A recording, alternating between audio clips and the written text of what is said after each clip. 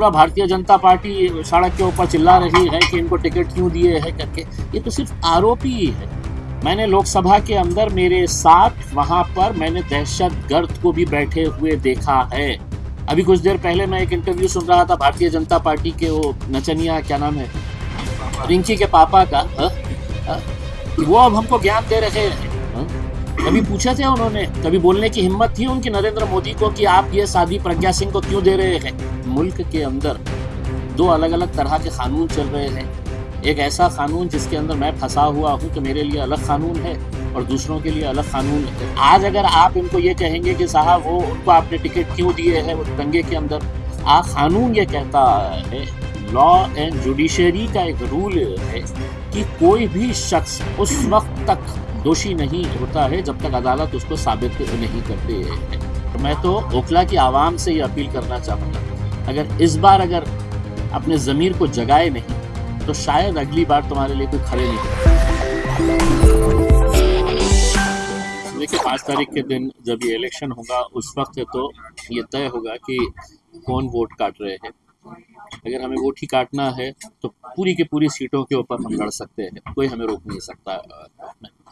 लेकिन उन इलाकों के अंदर जहाँ पर मैं रहता हूँ, मेरी आवाम रहती है, उनके साथ जब नाइंसाफ़ी होती है, उनके इलाकों की जब हम हालात देखते हैं, तो अगर उस इलाके के अंदर अगर हम नहीं जाएंगे तो फिर कहाँ जाएंगे, मुझे ये बताइएगा। अब ये आरोप जो है ये न जाने कितने सालों से ये बोलते आ रहे हैं, और अब वही अगर आप बार बार बार बार बार बार यही कहते रहेंगे कि हम वोट काटने के लिए आए थे करके, हम इलेक्शन लड़ेंगे नहीं तो जीतेंगे कैसे उसके अंदर? हम इलेक्शन लड़े तो हम जीते, तो हम इलेक्शन लड़ेंगे, उसके अंदर आवाम तय करेगी कि किसको कबूल करने का है और किसको नकारना है करके। सीए आंदोलन से जो लोग जुड़े हुए थे उन लोगों को आप अभी तक टिकट दिए गए हैं, बाकी उम्मीदवारों का नाम अभी ऐलान नहीं हुआ है। क्या एक रणनीतिक के तौर पर एमआईएम सीए के मुद्दे को जो है वो आगे बढ़ा रही है? देखिए, बात सीए के मुद्दे को हम बढ़ा रहे हैं ऐसा नहीं है। क्या आपको ये लगता नहीं है कि इस मुल्क के अंदर दो अलग अलग तरह के कानून चल रहे हैं? एक ऐसा कानून जिसके अंदर मैं फंसा हुआ हूँ तो मेरे लिए अलग कानून है और दूसरों के लिए अलग कानून है, तो ये कैसे मुमकिन हो सकता है? अगर किसी आरोप के अंदर आपने किसी को गिरफ्तार किए हैं तो उसकी प्रॉपर हियरिंग तो करवाइएगा। उसके अंदर क्या ज़िंदगी भर आप, कल आप मुझे ये जवाब दीजिएगा, ऐसे कितने केसेस है कि जहाँ पर किसी एक नौजवान लड़के को 8-8, 9-9 साल जेल के अंदर रखने के बाद अदालत उसको बाइज्जत बरी कर देती है। उसके तो 9 साल निकल गए हैं, उसके 9 साल तो बर्बाद हो गए हैं, 10 साल बर्बाद हो गए हैं, 12 साल बर्बाद हो गए हैं। आप हियरिंग लीजिएगा उसमें, और अदालतें बनती काय के लिए है? यही फैसला करने के लिए ना उसमें। आज अगर आप इनको ये कहेंगे कि साहब वो उनको आपने टिकट क्यों दिए है वो तो दंगे के अंदर, कानून ये कहता है, लॉ एंड जुडिशरी का एक रूल है कि कोई भी शख्स उस वक्त तक दोषी नहीं होता है जब तक अदालत उसको साबित नहीं करते है। Until proven guilty a person is considered innocent. तो अदालत ने दी नहीं है। अब पूरा मीडिया ही बवाल करके बैठा हुआ है, पूरा भारतीय जनता पार्टी सड़क के ऊपर चिल्ला रही है कि इनको टिकट क्यों दिए है करके। ये तो सिर्फ आरोप ही है। मैंने लोकसभा के अंदर मेरे साथ वहां पर मैंने दहशतगर्द को भी बैठे हुए देखा है। उसी लोकसभा के अंदर, जिसे हम टेम्पल ऑफ डेमोक्रेसी कहते हैं, साध्वी प्रज्ञा सिंह के ऊपर क्या आरोप था बताइए? क्या आरोप था? उनकी किसी को तकलीफ नहीं और हमें ज्ञान बांटने के लिए चले हैं।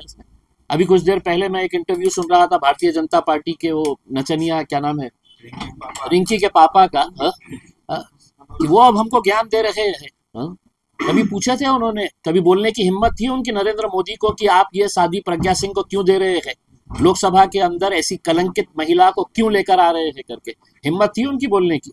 मनोज तिवारी से नाराज है आप? मनोज तिवारी से नाराज? नहीं, नाराज देखिएगा, हम इनको किसी को गिनते नहीं है इसके अंदर। हमको जो करने का है हम करते हैं। अब मीडिया कितना चिल्लाना है चिल्ला ले, भारतीय जनता पार्टी को जो चिल्लाना है कर ले। उसके अंदर हमको जो करना है हम करेंगे और डंके की चोट के ऊपर करेंगे। अमानतुल्लाह खान भी जेल में रहे, वो जब से वापसी आए हैं उन्होंने कहा कि मेरे ऊपर जुल्म हुआ था, मुझे शिकार बनाया गया है। तो वो भी यही बात कर रहे हैं कि वो भी मजलूम है। मैं तो ये कहूँगा अमानत भाई को कि आपने अगर जेल जाके आए हैं तो जेल की ज़िंदगी कैसी होती है। आपका अपना एक भाई अभी जेल के अंदर है, एक बार उसके लिए कुर्बानी दे दीजिएगा, पीछे हट जाइएगा, बोलिएगा कि नहीं मेरा एक भाई जेल के अंदर है। आप यकीन मानिए जीतेंगे भी अगर तो इतनी मोहब्बत नहीं मिलेगी जितनी आवाम आपको सर पे बिठाकर नचाएगी साहब। सियासत का मतलब ये नहीं है साहब कि जीते हारे करके। आज इसी इलाके का एक शख्स जिसके 2 मासूम बच्चे हैं, जिनकी बीवी 4.5 साल से इस इंतज़ार में है कि उनका शौहर कब आएगा, वो बच्चे इंतज़ार में है कि हमारे अब्बा कब आएंगे करके, उसमें जुल्म अगर आपके ऊपर हुआ है तो आप अच्छी तरह से जानते हैं कि यहाँ पर शफा साहब के घर की हालत क्या है करके, उसमें आप पीछे हट जाइएगा। उसमें हम आपको सर के ऊपर, भरी सड़क के ऊपर हम आपको सलाम करेंगे साहब। अमानतुल्लाह सवाल पूछ रहे हैं, जब दिल्ली दंगे हो रहे थे तो मैं लोगों की मदद कर रहा था, तब अवैसी साहब कहाँ थे? देखिए, अगर वो मदद कर रहे थे तो हमारी तो यही उम्मीद है कि इस बार उन्होंने सही मानों में अगर मदद करना है तो शफा भाई की मदद कर दें, तो हम मानेंगे कि आप इसमें आपका कितना बड़ापन रहेगा। उसमें मैं आप ये समझ लीजिएगा कि ज़िंदगी भर लोग हैं तो आपको एक इज्जत की नज़र से देखेंगे कि ये वो शख्स है जिसने अपने एक मजलूम भाई के लिए अपनी कुर्सी को ठोकर मारा और उसने उनका साथ दिया है करके। अमानत भाई कभी दिल से सोचिएगा उसमें कि आप भी जेल की ज़िंदगी गुजार के आए हैं, आज इनके घर में क्या हो रही है करके। सियासत के अंदर है तो 2 कदम अगर पीछे हट गए तो इसका मतलब ये नहीं होता है कि तुम खत्म हो गए हैं। कांग्रेस पार्टी की तरफ से भी इस तरह की खबरें आ रही हैं कि वो इशरत जहां जो सीए मामले में इसी तरह के दंगों के तमाम आरोपों के मामले में वो भी जेल में रही, उनको टिकट देने जा रही है कांग्रेस पार्टी। देखिए, कांग्रेस पार्टी खत्म हो चुकी है साहब, जो बिल्कुल एकदम कमजोर खिलाड़ी है, अब उनके बारे में बात मत करिएगा आप। उसमें बिल्कुल उनका कोई वजूद रहा नहीं है। आने दीजिए मैदान में आने दीजिए। वैसे साहब इलेक्शन के बाद भी सभा और आवाम के साथ खड़े मिलेंगे, देखने को मिला, क्योंकि ये आरोपी हैं, अभी बहुत लंबा मामला है। देखिए, हमने तो बड़ा सोच समझ के ये फैसला किया है, और हमने सिर्फ इन्हीं को नहीं बल्कि ताहिर भाई को भी हमने अपना उम्मीदवार बनाया है। और हम जब रिश्ता बनाते हैं तो गिन के नहीं बनाते हैं कि इतने दिनों तक हमारा ये रिश्ता रहेगा करके, उसमें हम बड़ा सोच समझ कर बनाते हैं। उसमें इंशाल्लाह आखिरी वक्त तक पूरा साथ देंगे, पूरा मजबूती के साथ लड़ेंगे। और मैं तो ओखला की आवाम से ये अपील करना चाहूँगा, अगर इस बार अगर अपने ज़मीर को जगाए नहीं तो शायद अगली बार तुम्हारे लिए कोई खड़े नहीं रहेगा। सीलमपुर को लेकर इस तरह की खबर है कि शाहरुख पठान को वहाँ से एमआईएम पार्टी टिकट देने की तैयारी कर रही है, या टिकट देने के बारे में क्या सच्चाई है? पता नहीं है साहब, टिकट देने की कुछ जिम्मेदारी मेरे हाथ में है तो पता नहीं, मेरे पास तो ऐसी कुछ खबर नहीं आई है। उसमें मीडिया को बड़ा मज़ा आता है असल में कि ये कैसा तो भी कहानी कुछ तो भी बना के कैसी पकाई जाए और 2 दिन तक चलाया जाए कि एमआईएम देखो ये करके। उसमें हम भी बड़े खुश होते हैं कि चलिए फ्री में हमारी आप पब्लिसिटी करते हैं। बहुत बहुत शुक्रिया आप लोगों का। मुलाकात जो हुई उनकी फैमिली के साथ, वो क्या सिर्फ रस्मी मुलाकात? नहीं, मुलाकातें तो किसी के साथ भी हो सकती है, मुलाकातों में क्या है इसके अंदर। मुलाकात का मतलब ये थोड़ी हो जाता है। नहीं, इससे पहले भी हुई है, आपकी नजरें नहीं रहती है ना हमारे ऊपर साहब। उसमें चुनाव के वक्त में आप कैमरा लेके हमारे पीछे पीछे दौड़ते रहते हैं, हम कहाँ जा रहे हैं।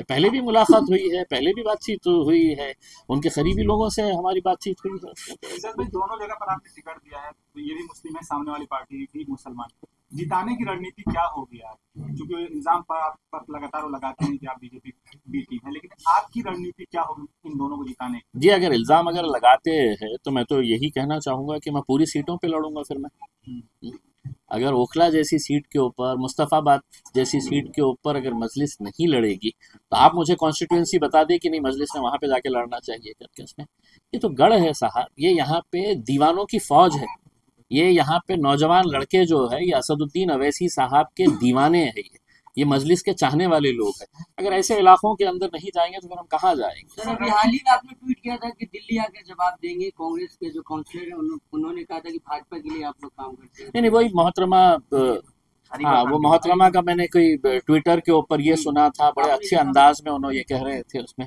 आज 15 मिनट मिले हैं, आने वाले वक्त के अंदर जवाब दिया जाएगा उसके अंदर। सर, अभी आम आदमी पार्टी वालों से बात हुई थी, वो कहते हैं कि अगर लड़ाना ही है तो पूरी 70 सीटों पर क्यों नहीं लड़ा रहे हैं? हम उनके साथ हो जाएंगे।